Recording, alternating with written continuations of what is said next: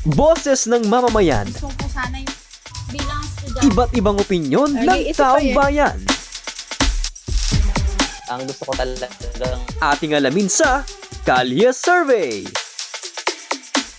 Actually po, ang plano ko po, after ng graduation, una, magpapahinga muna ako, kahit 2 weeks lang. After that, doon ko po balak na humanap na ng trabaho. I think ang unahin ko po is kung mapapasok man ako sa government. Ayun, pagkatapos ng graduation, syempre, kailangan mo nang kumuha ng eligibility. So, magte-take ako ng CSE.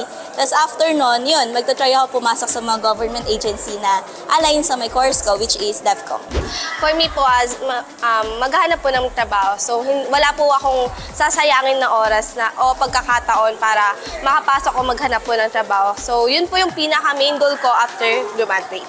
After graduation, actually I was planning to study na rin po for masters, pero I thought na parang ang bilis, kailangan ko rin ng kahit papaano kaunting pahinga.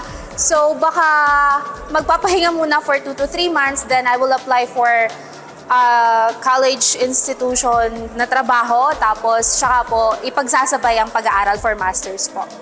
So after po ng graduation, magmamahinga po muna tayo sa trabaho, sa pagpapapagod ng utak, ganyan. Magpapahinga muna tayo ng mga 2 to 3 months. Then, after that, siguro habang nagpapahinga, naghahanap na rin tayo ng pwedeng mapasukan na trabaho.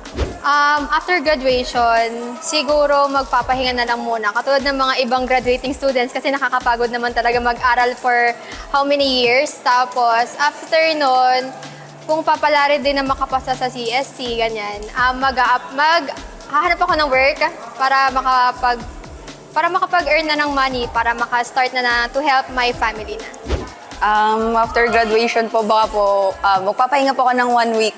Tapos, nag-apply po ng trabaho either po sa ATI Region 1 or sa information services po ng munisipyo po ng Urdaneta City, Pangasinan.